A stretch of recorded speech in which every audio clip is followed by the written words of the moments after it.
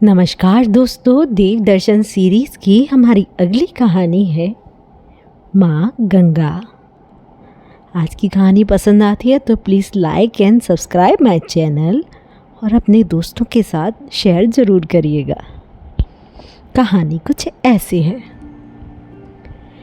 जैसे जैसे ओम ब्रह्मदेवाय नमः का जाप बढ़ता जा रहा था, वैसे वैसे गंगा विचलित होती जा रही थी। हो भी क्यों ना भला, देवलोक छोड़ पृथ्वी पर कौन जाना चाहेगा। पृथ्वी लोक जिसे मृत्यु लोक भी कहते हैं। गंगा जानती थी भगीरथ की तपस्या के पीछे जो इच्छा थी। तभी अचानक तप की आवाज आनी बंद हो गई। गंगा मन ही मन खुश थी। चलो अच्छा है, भागीरथ की तपस्या भंग हो गई। अब मुझे पृथ्वी पर नहीं जाना पड़ेगा। पर ये खुशी क्षण भर की ही थी। गंगा बोली, चलो देखती हूँ कैसे भंग हुई तपस्या। खुशी खुशी से वो देखने लगी, पर खुशी आंसुओं में बदल गई। भागीरथ की तपस्या भंग नहीं हुई थी, वो तो पूरी हो गई थी। ब्रह्मा जी ने भागीरथ की तपस्या स्वीकार कर ली थी और उन्हें वरदान भी दे दिया। गंगा दौड़ी दौड़ी ब्रह्मा जी के पास गई। बोली, हे परमपिता, आपने ये क्या किया। मैं देवलोक छोड़ मृत्यु लोक कैसे जाऊंगी। वो मेरे लिए बिल्कुल अलग है, बिल्कुल नया। मैं वहाँ कैसे रह पाऊंगी। ब्रह्मा जी ने उन्हें समझाया, देवी गंगा, मनुष्यों की भलाई के लिए धरती पर जाना ही होगा। पर जो मनुष्य अपने पाप मुझ में धोएंगे तो मैं उन पापों को कहाँ धोऊंगी, कहाँ लेकर जाऊंगी। ब्रह्मा जी बोले, गंगा, तुम्हारे निर्मल जल में इतनी शक्ति है कि तुम्हें कोई पाप लगेगा ही नहीं।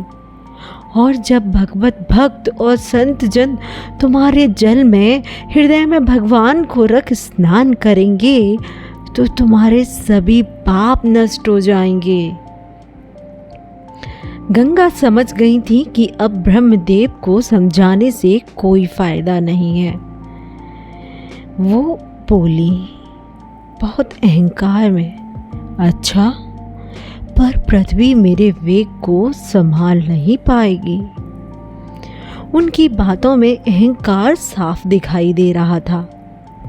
ब्रह्मदेव ने वरदान देते समय भागीरथ को भगवान शिव को प्रसन्न करने के लिए कहा था, जिससे वे गंगा के वेग को संभाल लें, क्योंकि वे जानते थे गंगा का मन और जानते थे उसका वेग, और वे ये भी जानते थे कि इस वेग को कोई संभाल सकता है तो वो महादेव ही हैं। इस तरह से श्री हरि के चरणों से निकली गंगा तो महादेव की जटाओं ने उन्हें कैद कर लिया और तब तक कैद रखा जब तक उनका अहंकार समाप्त नहीं हो गया। जब गंगा शांत हो गई तब महादेव की 3 जटाएं खुली और धीरे धीरे पवित्र और निर्मल जल धरती पर बहने लगा। भागीरथ के पीछे पीछे उस स्थान पर पहुंची जहां सगर के पुत्र भस्म हुए थे। जैसे ही गंगा का जल उन पर पड़ा, उनका मोक्ष हो गया।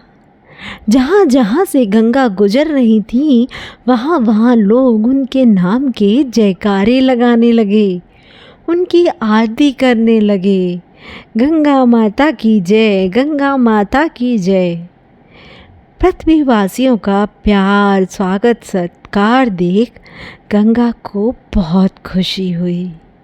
इतना प्यार तो उन्हें देवलोक में भी नहीं मिला था। गंगा का अवतरण केवल जल का प्रवाह ही नहीं, बल्कि श्रद्धा, प्रयास और ईश्वरीय कृपा है। गंगा का निर्मल जल आज अक्षय तीज पर ज़रूर प्रयोग करना चाहिए। आपको कहानी पसंद आती है तो please subscribe my channel and don't forget to share with your friends and family. Bye bye.